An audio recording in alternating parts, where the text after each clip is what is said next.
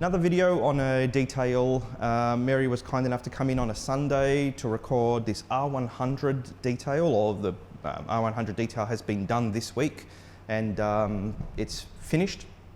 Customer bought this in for, and the reason why I wanted to make the video is because you rarely see R100s at all, even on the road, let alone in at final inspection for a detail. I think this is the second in 30 years, and probably maybe the last time I'll see one, and definitely will be the last time I see an R100 in this condition. I've never seen one before in this condition, even when I started in the 90s, and some people had them with low kilometers and they were still kind of being used as dailies, still kind of current. So for those reasons, also for the customer as well. Customer was a really nice guy who gave me a beautiful car, and I just wanted to give him a video explaining what I had done through the week.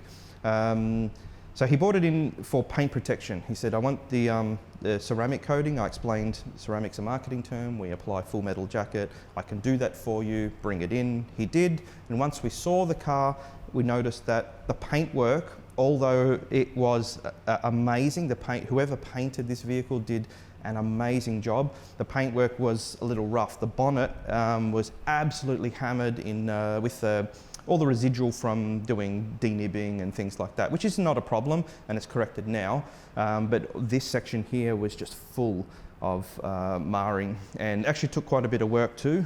Used the Rotary Brutus with a twisted wool pad, which is one level up, and it's something we'll have available soon. That pad I don't have available to you right now, but I will make it available soon because it has more bite.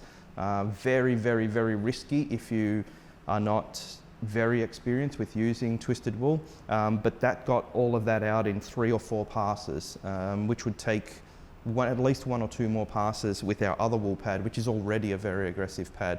So that was Brutus, the rotary polisher, twisted wool and cap heavy, to get all this marring from considerably marred. It looked like a mixture of maybe 1200 or 2000 grit sanding, and also looked like someone had rubbed here and there, so deep scratches, and it's got it perfect. The only areas which you won't see on camera, right near these ribbings, where I've masked, I haven't got it absolutely perfect leading up to the ribbings. I was just way too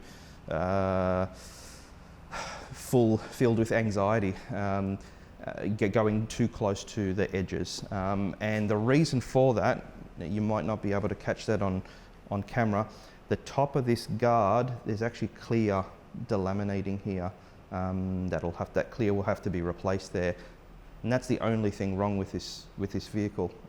There is nothing else about it that isn't, I was going to say brand new, but it's not. This is much better than these were delivered out of a Mazda factory in the 60s by a long shot. Whoever painted this vehicle went to just another level. And then after putting down good paint, I don't know, because I don't know what's happened, but I'm guessing he's flow coated. He's wet sanded to remove texture. That's why so you can see this beautiful flat finish, nice crisp reflections.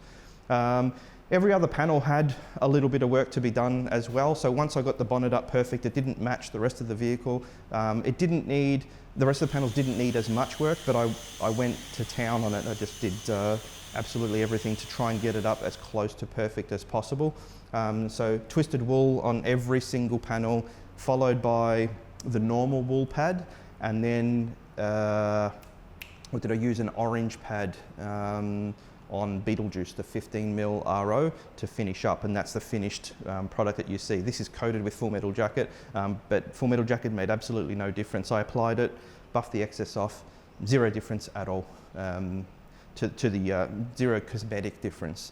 But at least he's got his protection on there, and everything that the reason this looks completely different to when he bought it in, that's all down to paint correction, heaps and heaps of paint correction, lifting the appearance of it.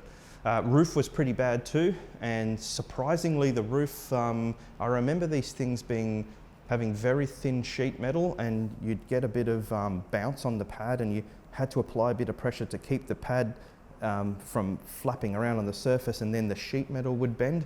This didn't do that, so I think something's been something. It's so original. The car is so original, but the modifications that are done are very, very good. All the lines are straighter. They all match up. The panels seem tighter. It's almost like the skins are made of thicker material than what I remember, unless I'm remembering it wrong and I haven't had enough experience with these.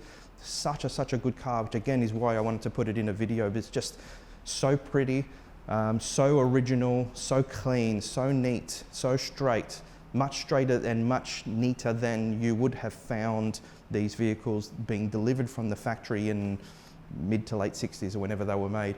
Even has the dealer sticker on the rear window. That's something I really love.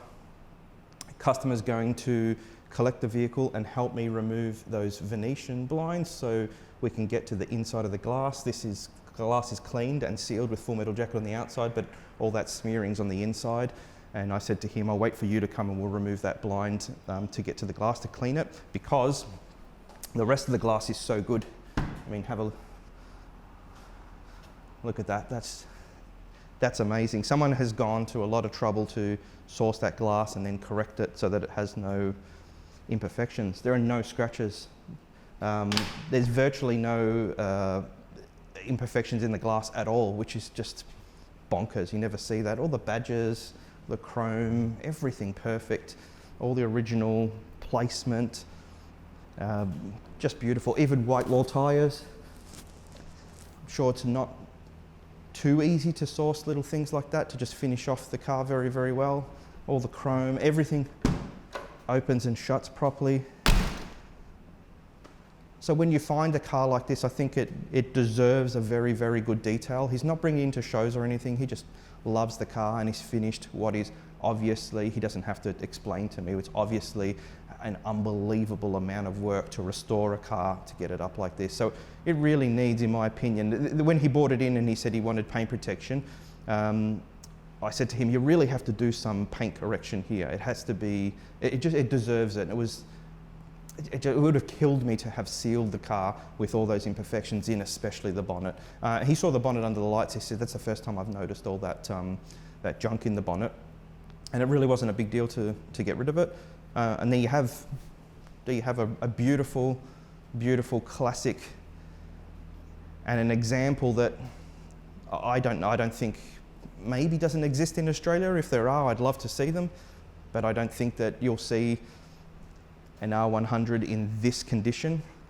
And it's not something I did. I didn't do this particular work, but the owner loved to show me, and I'd love to show everyone